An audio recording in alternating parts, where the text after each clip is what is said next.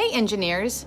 An engineer is someone who designs, builds, or maintains a structure. Typically, when we think of an engineer, we think of people. Are there any animals that are engineers?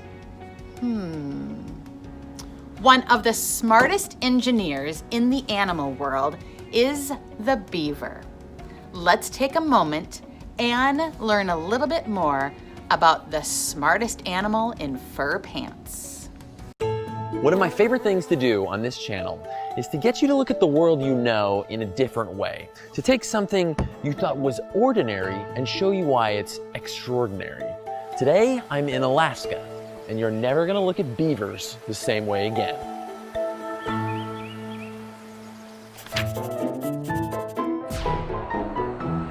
Okay, so what do most people know about beavers? They chew down trees,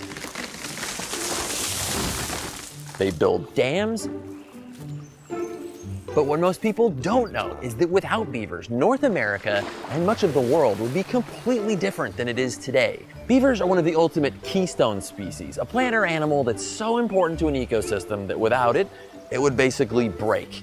The dams and the bodies of water they create provide habitats for dozens of species. They filter and purify water. They add nutrients to the soil through sediment and all this rotting vegetation. They modify this landscape to such a degree that not a single species in the area escapes their effect. Earth is home to 2 beaver species today, one in Europe and these here in North America. They're rodents, the second biggest rodents on Earth. And like most rodents, they have big front teeth that never stop growing. Beaver teeth are reinforced with iron, and they use those with powerful jaw muscles to chew down trees. But in addition to being carpenters, they're also plumbers. The sound of running water drives beavers nuts. They know the dam has sprung a leak, and they have an uncontrollable instinct to come patch it up. Don't you? Beavers are ecosystem engineers, second only to humans. They stay pretty busy keeping this pond nice and full.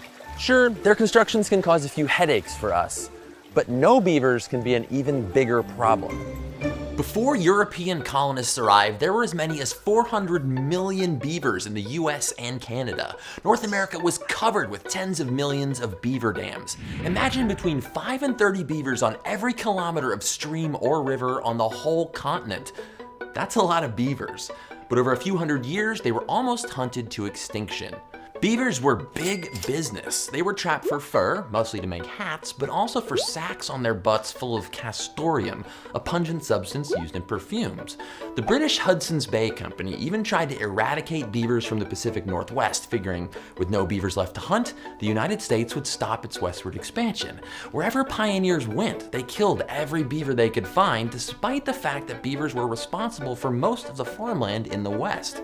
Populations dwindled from millions to the low thousands. Without beaver dams, huge areas of land are left with less water. Hundreds of species are left without a habitat. So that's great for other species, but what's in it for the beavers?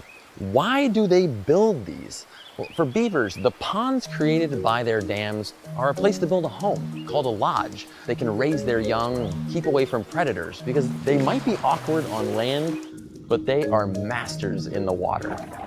The entrance to a beaver lodge is underwater, so beavers can safely scoot in and out. Since they don't hibernate, this lets them access underwater food stores, even when their ponds are frozen over. Beavers' favorite foods are the leaves and soft outer bark of trees, but like most mammals, they don't digest wood very well, so they eat their excrement to get the most out of a meal, until it eventually comes out looking like sawdust. A crew of beavers spotted in a pond is usually a family. Beaver couples often mate for life, and beaver kits live with their parents for a couple years while they practice their engineering skills. The oldest dams ever discovered are 100,000 years old, telling us beavers have been altering our landscape since before we moved in. And for most of the thousands of years we've lived together, we've lived in harmony. Now that we've realized how important they are, humans are helping beaver populations recover. More beavers means more homes for fish and birds, fresher water, and less damage from floods and forest fires. Many First Nations peoples feature beavers prominently in their oral histories, even their creation myths, which is pretty neat because they really have molded the landscape under our feet. And it goes to show you just how old and special our relationship is with the smartest thing in fur pants. For protection, beavers build their lodges in the middle of ponds or streams. This makes it more difficult for their predators to get to them. And then, as we learned, that lodge has an entrance that you have to go under the water to get to. But before the beaver builds its lodge, it has to build a dam to slow the water down and make the water deeper and that area a little bit quieter. This is your STEM challenge for the week. Build a beaver dam.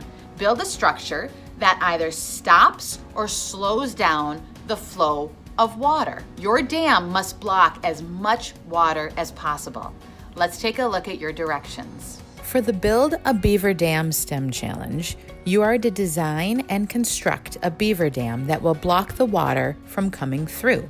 Materials you could use for this challenge: cooking tray, water, food coloring, paper towels, sticks, Play-Doh, pencils, tape, any type of materials that you think would be useful in your constructing.